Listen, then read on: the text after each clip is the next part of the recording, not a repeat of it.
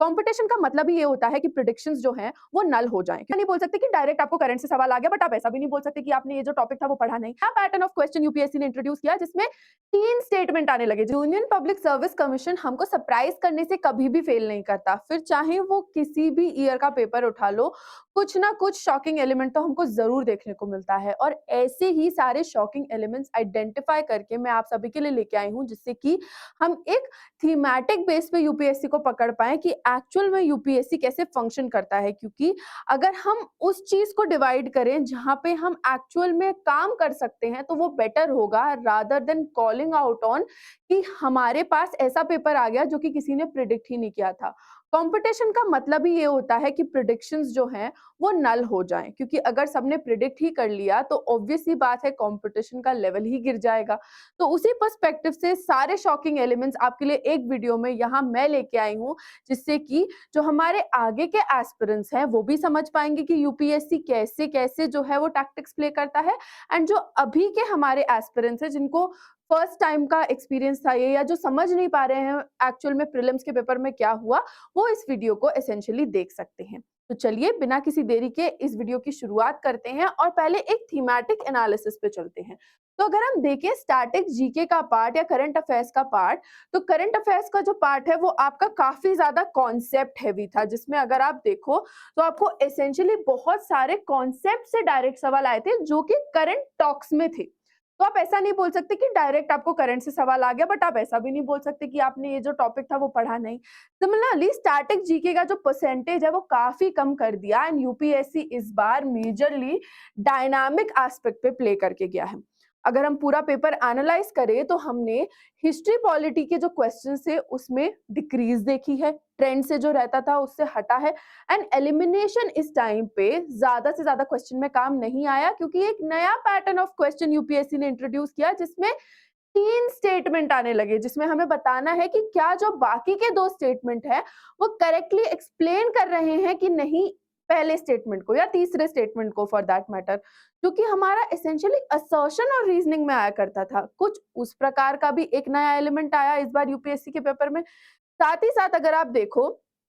तो हमें surprise element और लेंथ ऑफ क्वेश्चन के बेसिस पे भी डिफरेंशिएशन काफी ज्यादा देखने को मिला। इस सब के अगर मैं आपको प्रूफ के बारे में बताऊं तो जो हमारा प्रूफ है वो कुछ ऐसा रन करता है कि आपका जो स्टैटिक कंटेंट है वो एक्सट्रीमली आपका एप्लीकेशन बेस में रैप करके दिया।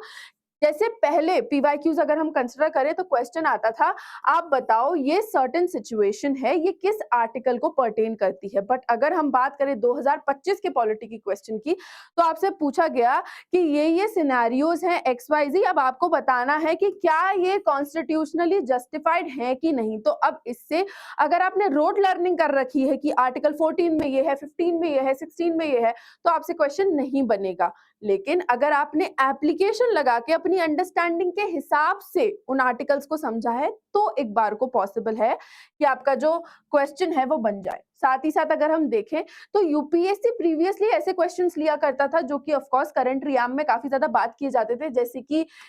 ये आपके साइंटिफिक एस्पेक्ट्स हो गए, स्टैंडर्ड्स हो गए, एथिक्स टाइप के क्वेश्चन आते थे, स्कीम्स और प्रोग्राम्स काफी ज्यादा पूछे जाते थे। लेकिन इस टाइम का आपका देखो तो आपके जो हाइपर नीश फैक्ट्स है ना, जो कि बेयरली आपकी किसी भी स्टैंडर्ड किताब में आप खोज के ला पाओगे, जैसे कि आपका एक बल्ब, वेट बल्ब का क्वेश्चन था, कहाँ से लाओगे, कहाँ से आएगा वो डिस्कस करने के लिए। उसी एस्पेक्ट में अगर आप देखो तो आपका टर्मरिक बोर्ड का क्वेश्चन, वो तो करंट अफेयर्स का पार्ट है। तो ऐसे ही सारे क्वेश्चन स्टैटिक का पार्ट थोड़ा सा रखते हुए यूपीएससी ने बड़े प्यार से आपको सवाल पूछे हैं,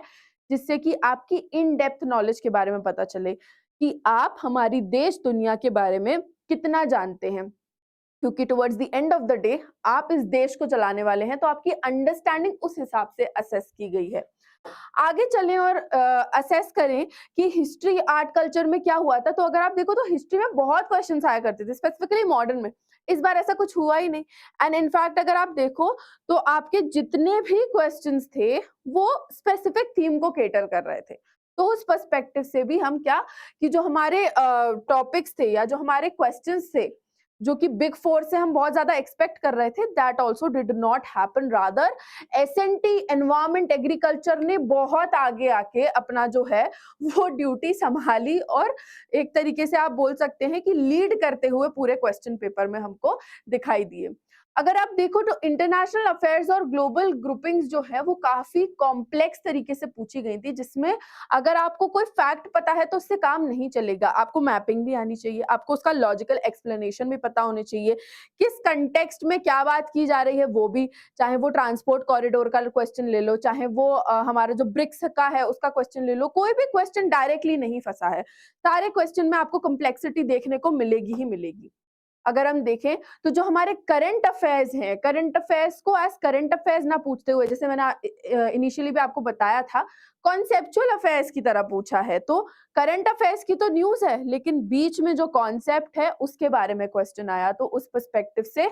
आपका ये भी हमको थोड़ा डिफरेंस देखने को मिला। अब बात करें अगर सीसैट की, तो सीसैट में तो सभी परेशान हो गए क्योंकि कॉम्प्रिहेंशन का लेवल, फिलोसफिकल,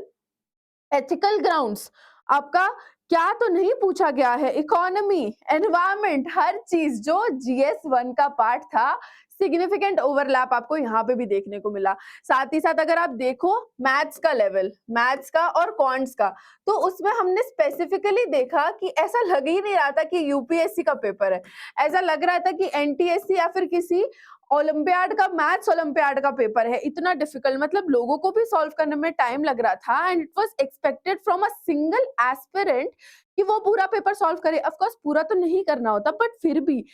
मैंने काफी सारे एस्पिरेंट से बात की, and I came to know that they were stuck on a question and they did not even realise what time is it, and they significantly wasted around 15 to 20 minutes in a single question, which is just not done, क्योंकि आपको एक question के लिए कितना, 1.25 से 1.5 minute का time मिलता है, एंड अगर उसके बियॉन्ड आप जा रहे हो तो आप फिर कॉम्प्रोमाइज कर रहे हो अपने बाकी के पेपर को। एंड यूपीएससी ने काफी स्मार्टली वो कॉम्प्रोमाइज के साथ भी डील किया कि अगर किसी के पास स्ट्रैटेजी नहीं है तो वो सीसैट पार नहीं कर पाएगा। हाउएवर अगर है तो गुड फॉर यू, क्योंकि इस बार हो सकता है हमको ड्रॉप देखने को मिले कट ऑफ में भी।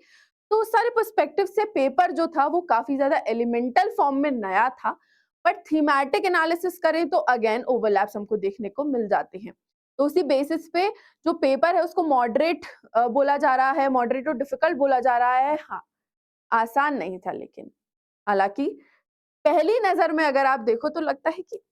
कुछ पेपर नहीं है, क्योंकि सारे देखे भाले टर्म्स जो हैं वो पूछे गए थे, बट जब आप सॉल्व करने बैठते हो तब आपको पता चलता है कि क्या सब्जेक्ट कितनी डेप्थ में पूछा गया है, क्योंकि आइडेंटिफिकेशन तक नहीं हो रही थी कई सारे क्वेश्चंस की, तो कि ये किस जीएस पेपर से पूछे गए हैं। ऐसे ही सारे सरप्राइजेस के लिए हमको यूपीएससी के पर्सपेक्टिव से होना चाहिए रेडी, एंड अपनी तैयारी इतनी स्ट्रॉन्ग करनी चाहिए कि हमारा पैर जो है हमारे जीएस और सीसैट से कोई अंगद की तरह ना हिला पाए, और हमारी जो कॉट होल्ड है सब्जेक्ट पे वो इतनी बढ़िया हो कि हमारा पेपर कोई नहीं रोक पाए। और वो हम एट अनअकैडमी बिल्कुल तैयार है और तत्पर है आप सभी एस्पिरेंट्स का, आप सभी फ्यूचर ऑफिसर्स का हैंड होल्ड करने के लिए। आपको बस हमारे साथ जुड़ना है, and now is just the right time, क्योंकि 19,999 की प्राइसिंग पे आपको 12 महीने की एक्सटेंशन के साथ हमारा कोर्स जो है वो मिल रहा है, जिसमें आपको बस कोड लगाना है NST लाइव, और आपको मेरी मेंटोरशिप भी साथ में मिलेगी अलॉन्ग विद अकाउंटेबिलिटी। तो प्लीज मेक श्योर अगर आप लोग अपनी तैयारी शुरू करने वाले हैं या शुरू करना चाहते हैं तो this is just the right time, क्योंकि 31 मई से जो हमारे बैचेस हैं वो लॉन्च हो रहे हैं, चाहे वो बाइलिंगुअल हो, हिंदी हो या इंग्लिश हो। एंड उसी के साथ साथ हम लोग अपनी ऑप्शनल ऑफरिंग्स भी लेकर के आए हैं, जिसमें आपको 12 जून से ऑप्शनल की क्लासेस भी लगना स्टार्ट हो जाएंगी। तो बिल्कुल भी देरी मत कीजिए, क्योंकि अभी बिल्कुल परफेक्ट समय है, पेपर खत्म हुआ है, नेक्स्ट साइकिल चालू हो चुकी है। एक भी दिन बर्बाद ना करते हुए आज ही के आज एनरोल करें, एंड एनरोल करते टाइम बिल्कुल ना भूले कि आपने यूज करना है कोड NST लाइव, जिसके वाया आपको मैक्सिमम डिस्काउंट भी मिलेगा और अकाउंटेबिलिटी भी मिलेगी। अगर आप लोगों को कोई भी परेशानी है, दिक्कत है, डाउट है विथ रिस्पेक्ट टू एनीथिंग,